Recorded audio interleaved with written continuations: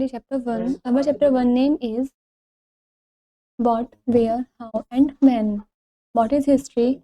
It is interesting to know how people lived in the past. काफ़ी interesting है जानना कि कैसे पास्ट में लोग रहते थे. What they used to wear, में क्या करते थे. What was their food, उनका खाना क्या. What games did the children play, वे क्या गेम्स खेलते थे. What types of houses they had, उनके पास किस टाइप के घर थे. How they managed the cities, cities में कैसे मैनेज करते थे. What kind of rules they had, किस टाइप के रूल्स थे. What happened in battles, battles में क्या क्या हुआ. The study of history help us get the answer to all these questions and more. यदि हम हिस्ट्री पढ़ते हैं तो हमें हेल्प होती है कि हमें इन सभी क्वेश्चंस के या फिर इससे ज़्यादा क्वेश्चंस के आंसर्स मिल जाते हैं. People who study history have to look for clues about long ago. जो लोग हिस्ट्री पढ़ते हैं उन्हें क्लू मिल जाते हैं अपनी लाइफ के बारे में आगे तक के लिए. दे आर कॉल्ड हिस्टोरियंस, उनका हम हिस्टोरियंस बोलते हैं. Historians ask questions and try to find evidence about life in the past. जो हिस्टोरियंस होते हैं वो क्वेश्चंस वगैरह पूछते हैं, कोशिश करते हैं एविडेंस सबूत ढूंढने की उनके पास्ट की लाइफ के बारे में. They examine the past by searching for clues in the writing pictures proof and ornaments and belonging to the past. वो पता लगाते हैं पास्ट के बारे में कुछ क्लूज वगैरह को ढूंढ करके जो लिखे हुए होते हैं, पिक्चर्स में होते हैं, टूल्स में होते हैं, ऑर्नामेंट्स में होते हैं, या फिर पास्ट से कुछ ना कुछ चीज़ बिलोंग्स कर रही होती है. All these clues or pieces of evidence have to be interpreted and explained and recorded. ये सभी जो clues हैं या फिर pieces वगैरह हैं, सबूत जो हैं इंटरप्रेट हुए होते हैं और ये रिकॉर्डेड किए जाते हैं, एक्सप्लेन किए जाते हैं, उसके बाद ये रिकॉर्ड किए जाते हैं. Importance of history. History is important as it provides information about the past. जो हिस्ट्री है वो इम्पॉर्टेंट है क्योंकि वो हमें प्रोवाइड करती है इन्फॉर्मेशन को हमारे पास्ट के बारे में.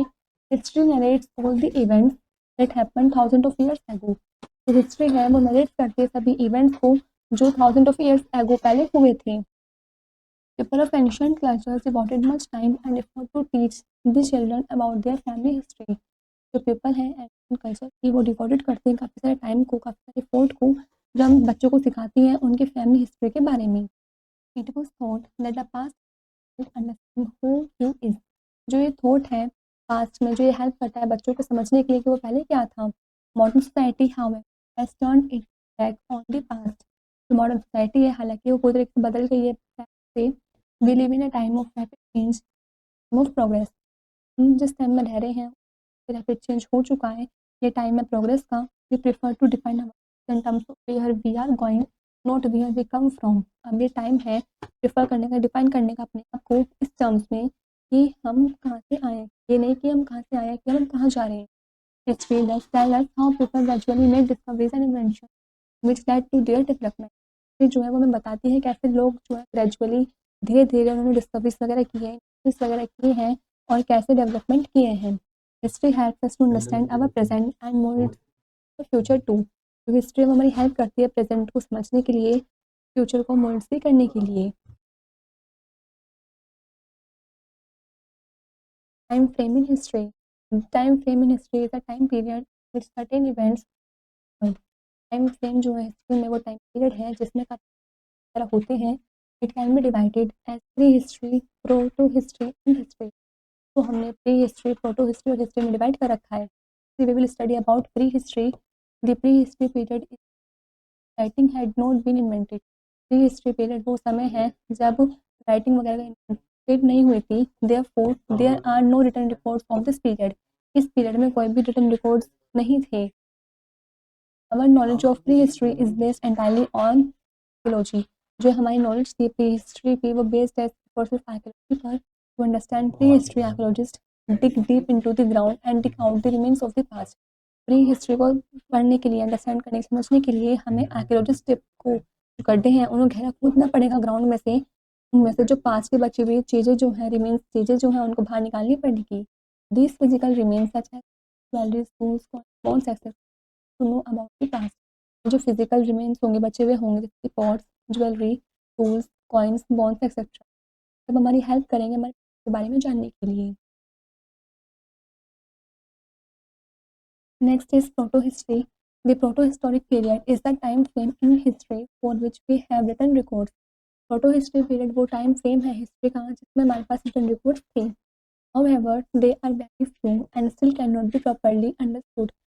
ये काफ़ी कम थे और अभी भी properly समझ नहीं सकते. तो archaeological sources are the main source of information of this period also. तो इस पीरियड में भी जो आर्कियोलॉजिकल सोर्सेज थे वो काफ़ी मेन सोर्सेज थे इंफॉर्मेशन के। An example of this period is the Indus valley civilisation. जो एग्जाम्पल है इस पीरियड का वो है Indus valley civilisation. This picture shows archaeologists fitting together pieces of pottery found during an excavation. Next is history.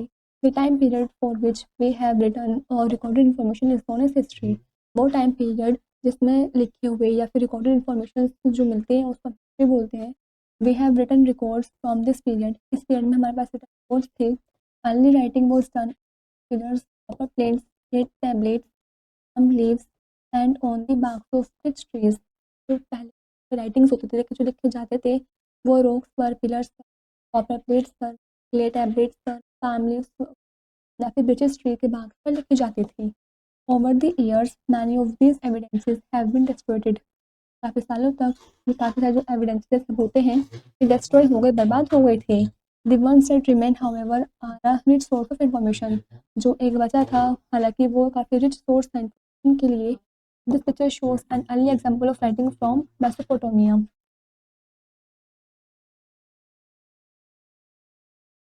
Dates are used to help us to identify and remember when things happened in the past people lived।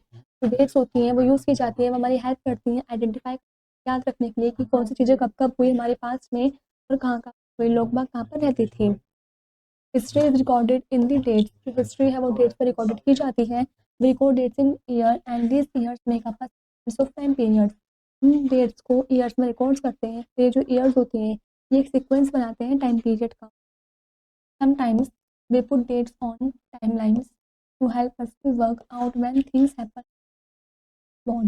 कभी कभी हम dates को timeline पर लिखते हैं जो मदद करता है बाहर निकालने में कि कैसे कैसे चीज़ें कब कब हुई और लोग बाग का जन्म कहाँ पर हुआ। Looking at dates and timelines help to know in the past. इन डेट्स को टाइमलाइंस को देख करके हमारी हेल्प होती है जानने में कि जो इवेंट्स हैं वो कैसे में हुए थे। Historians mark time in dates and years and longer period of time. जो हिस्टोरियंस होते हैं वो टाइम को करते हैं डेट्स को मार्क में और लॉन्गर टाइम पीरियड में भी। For example a period of 10 years is called a decade and a period of 100 years century. Example दे रखा है जो पीरियड है 10 ईयर्स का 10 सालों का उसको हम डिकेड बोलते हैं और जो पीरियड है एक साल मतलब 100 साल जो हम बोलते हैं century. Were you born in the 21st century. क्या आपका जन्म 21st सेंचुरी में हुआ है। When were the remembers of your family born. आपके जो फैमिली मेम्बर्स हैं उनका जन्म कब हुआ है। Were they born in the 20th century. 20th century में हुआ है। You will notice that the 21st century begins with dates from the year 2000 onward. Notice करेंगे कि 21st सेंचुरी है उसकी जो शुरुआत हुई है वो ईयर 2000 से हुई है। The 20th century is the period from the year 1900 to 1999। और जो पीरियड है 20th सेंचुरी का जो पीरियड है वो 1900 से 1999 तक पीरियड है। You can identify the name of the century by looking at the dates in the century that came before it.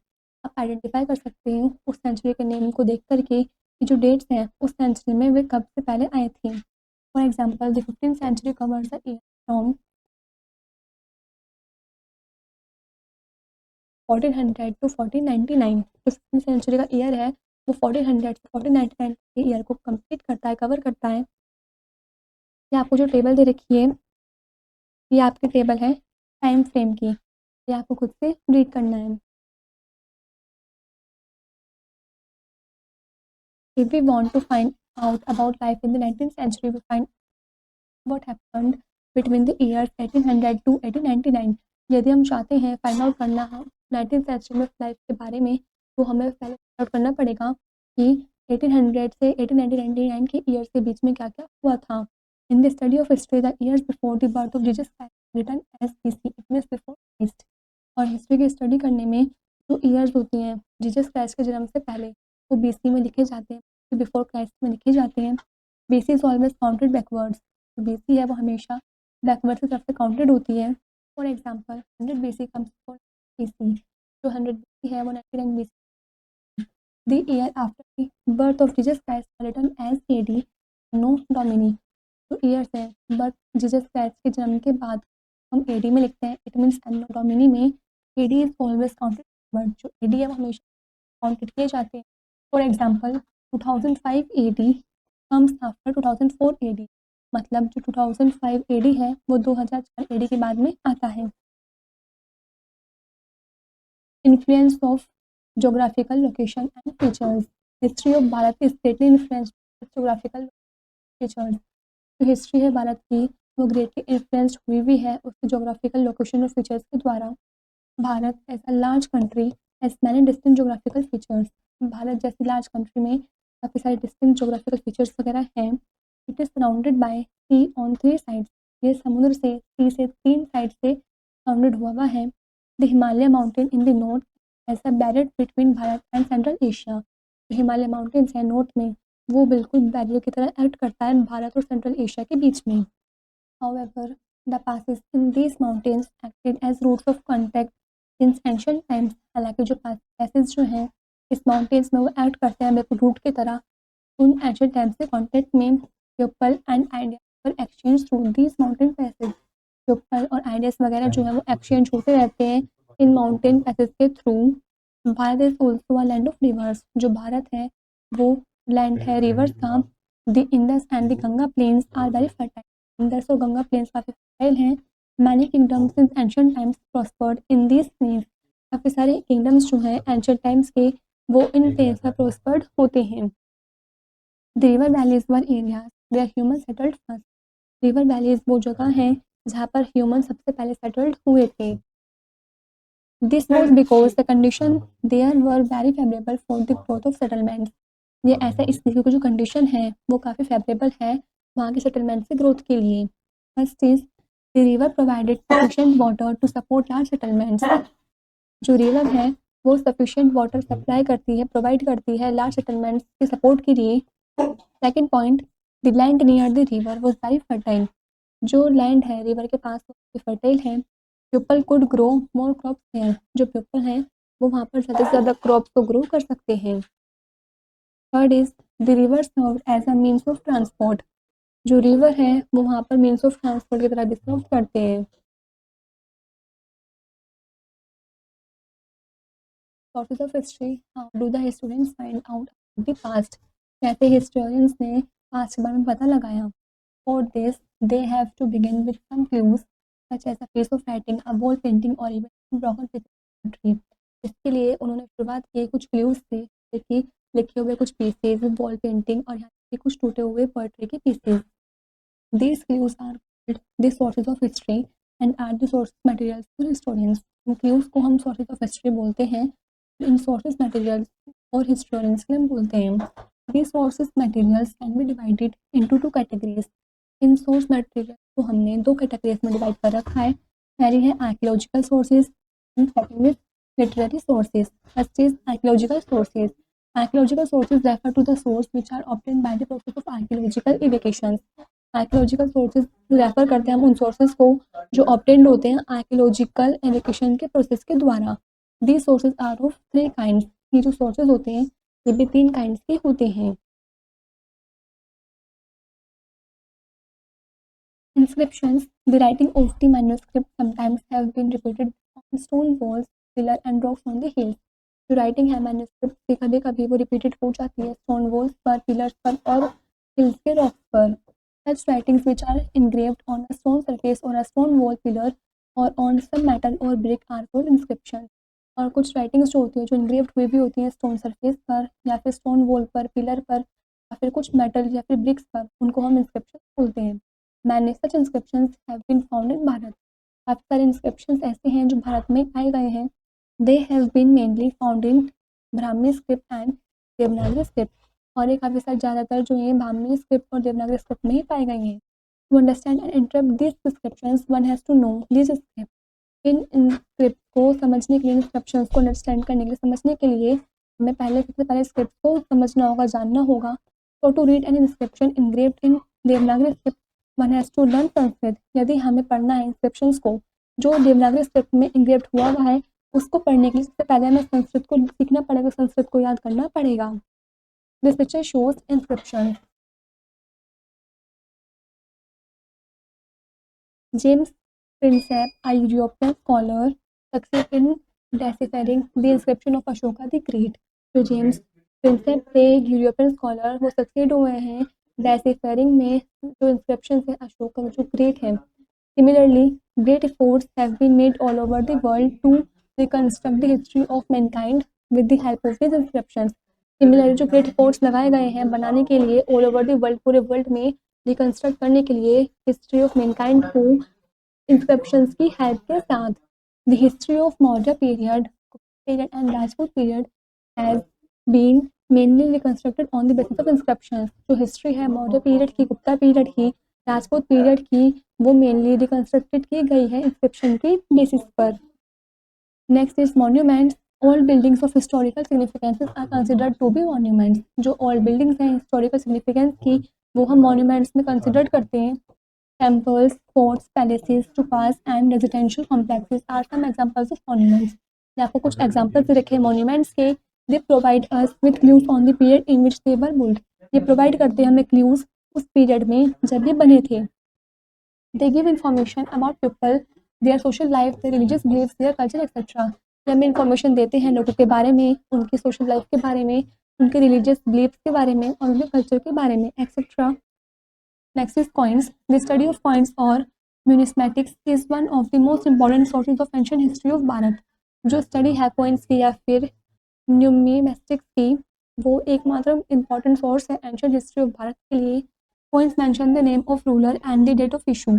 जो coins हैं उसमें मेंशन हुआ हुआ होता है रूलर का नाम और जो जिस डेट में वो इशू होते हैं उसका नाम भी लिखा होता है, वो डेट मेंशन होती है. दे में also mention the rulers regional period. इसके अलावा ये रूलर के रेगुलर पीरियड को भी मेंशन करते हैं. Most coins also have a stamped images of the emperor on them. काफ़ी सारे कॉइन्स में एक स्टैम्प्ड इमेजेस भी होते हैं एम्परर की, उनके ऊपर. Coins tell us about trade, commerce and language. जो कॉइन्स हैं वो हमें ट्रेड, कमर्स और लैंग्वेज के बारे में भी बताते हैं.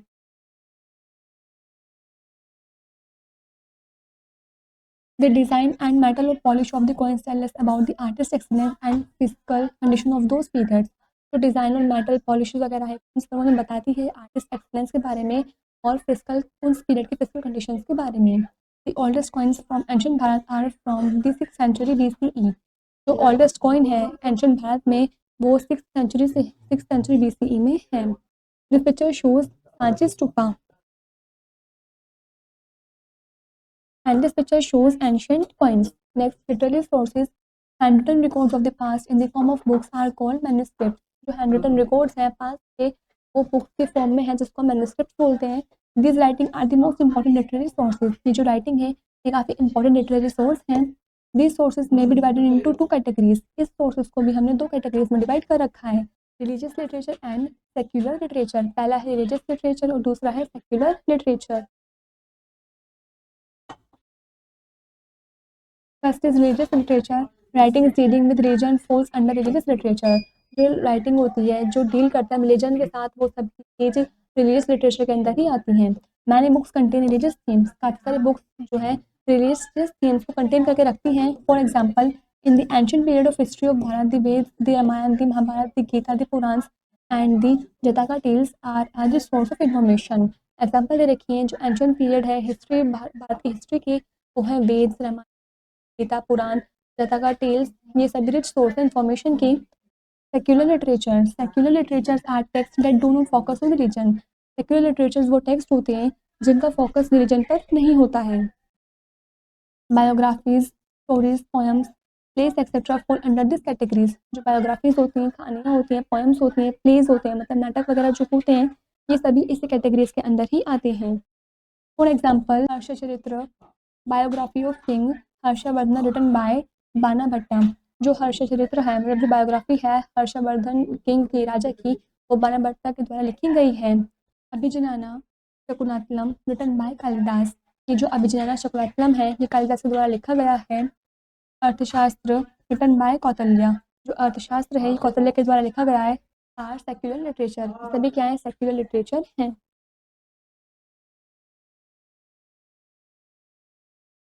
Artifacts, the objects that human made in the past, pottery, tools, ornaments, metal objects, jewelry and weapons are called artifacts. जितने भी सारे ऑब्जेक्ट हैं जो ह्यूमन के द्वारा बनाए गए हैं पास्ट में, चाहे पॉटरी हो, टूल्स हो, ऑर्नामेंट्स हो, मेटल्स ऑब्जेक्ट्स हो, ज्वेलरी हो, यहाँ तक कि वेपन्स मतलब हथियार भी हों, ये सभी को हम आर्टिफैक्ट्स बोलते हैं। They are found by archaeologist in the course of excavation, ये सभी आर्कियोलॉजिस्ट के द्वारा मिलते हैं एक्सकवेशन के कोर्स में। They give us vital clues to the past, ये हमें काफ़ी सारे क्लूज वगैरह भी देते हैं हमारे पास्ट के बारे में। The old picture shows artifacts. This is where the chapter 1 is complete.